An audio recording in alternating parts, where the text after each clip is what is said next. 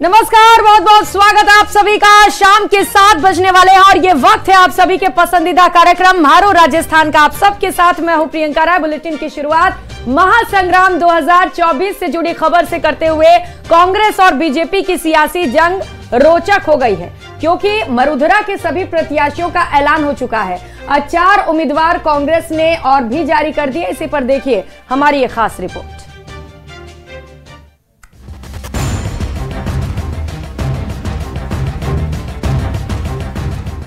मरुधराकरण इस बार बड़ा ही दिलचस्प होने वाला है। कांग्रेस ने उम्मीदवारों की छठी लिस्ट जारी की है। 5 उम्मीदवारों की इस लिस्ट में 4 राजस्थान के उम्मीदवार हैं। इस लिस्ट में अजमेर से कांग्रेस ने रामचंद्र चौधरी को टिकट दिया, जिनका मुकाबला बीजेपी के भागीरथ चौधरी से होगा। वहीं राजसमंद से सुदर्शन सिंह रावत का मुकाबला बीजेपी की महिमा विश्वेश्वर से है। वहीं कोटा में ओम बिड़ला के सामने प्रहलाद गुंजल को टिकट दिया गया है। कांग्रेस ने भीलवाड़ा से डॉक्टर दामोदर गुर्जर को अपना प्रत्याशी बनाया। मुझ जैसे छोटे खेडूत को टिकट जी, भारी मतों से कांग्रेस जीतेगी। 45 साल की मेरी सेवा है। कांग्रेस पार्टी ने मेरी इज्जत रखी, मैं पार्टी की इज्जत रखने की कोशिश करूं। प्रहलाद गुंजल हाल ही में बीजेपी छोड़कर कांग्रेस में शामिल हुए हैं। उनका मुकाबला लोकसभा स्पीकर ओम बिड़ला से होगा। कांग्रेस में आते ही उन्हें टिकट भी मिल गया। हालांकि बीजेपी अब तक 22 प्रत्याशी उतार चुकी है, जबकि कांग्रेस के एक उम्मीदवार का ऐलान होना बाकी है। राजस्थान में 2 चरणों में चुनाव होंगे, लेकिन लगता है दोनों ही पार्टियां उम्मीदवारों का ऐलान पहले ही कर देंगी, ताकि उम्मीदवारों को भी चुनावी तैयारी का पूरा समय मिल सके। कांग्रेस और बीजेपी ने इस बार कई नए चेहरों पर दांव लगाया है। हालांकि दोनों के लिए इस बार का चुनाव एक बड़ी चुनौती भी होगा। जहां एक तरफ कांग्रेस के सामने खाता खोलने की चुनौती होगी, तो वहीं बीजेपी भी हैट्रिक का दावा कर रही है। ऐसे में मरुधरा का चुनाव बड़ा दिलचस्प होने वाला है। Bureau report, news 18 Rajasthan.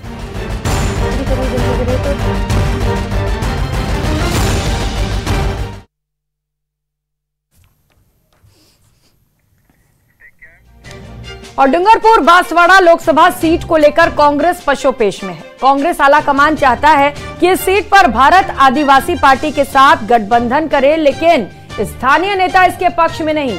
ऐसे में डूंगरपुर बांसवाड़ा अंचल में कांग्रेस उलझन में है।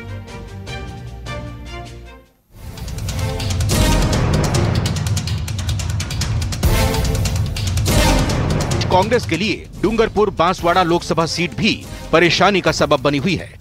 आदिवासी नेता महेंद्रजीत मालवीय के बीजेपी में जाने के बाद कांग्रेस के पास ऐसा आदिवासी चेहरा नहीं है जिसे बीजेपी के सामने खड़ा किया जा सके। गठबंधन की बात हाई लेवल पे चल रही है। ये हमारे यहाँ से बांसवाड़ा डूंगरपुर के सभी नेताओं ने ऊपर लिखा कि गठबंधन नहीं किया जाए। गठबंधन भी होता है तो भविष्य को लेकर, पंचायती राज या विधानसभा को लेकर इनसे कोई इनको विचार विमर्श करना चाहिए था, जो किस स्तर पर किया है, क्या है। ऐसे में कांग्रेस भारत आदिवासी पार्टी बीएपी के साथ गठबंधन करना चाहती है, लेकिन स्थानीय नेता इसके पक्ष में नहीं है। बीजेपी के अलावा बीएपी भी इस सीट पर अपने उम्मीदवार के नाम का ऐलान कर चुकी है। ऐसे अगर कांग्रेस गठबंधन करती है तो बीएपी के उम्मीदवार को समर्थन करने के अलावा कोई दूसरा विकल्प नहीं होगा। कि भारत आदिवासी पार्टी का कांग्रेस के साथ गठबंधन का बातचीत हो रही है, मंथन हो रहा है, ऐसी अफवाहों का मैं खंडन करता हूं। किसी तरह की कोई बातचीत नहीं हो रही है। लोकतंत्र, संविधान और जल जमीन जंगल बचाने के लिए हम पूरे देश में स्वतंत्र रूप से चुनाव लड़ेंगे और भारत आदिवासी के सभी कार्यकर्ता लोकसभा की तैयारी में रहे। बांसवाड़ा जिले के कांग्रेस नेता भारत आदिवासी पार्टी से गठबंधन की संभावनाओं को लेकर खफा हैं। यही वजह है कि कांग्रेस के स्थानीय नेता करीब 1 महीने पहले राष्ट्रीय अध्यक्ष मल्लिकार्जुन खड़गे को खत लिख चुके हैं, लेकिन कांग्रेस आलाकमान बीजेपी को हराने के मकसद से ही सही विधानसभा चुनाव में बेहतर प्रदर्शन करने वाली भारत आदिवासी पार्टी से गठबंधन करना चाहती है। डूंगरपुर से जयेश पवार की रिपोर्ट।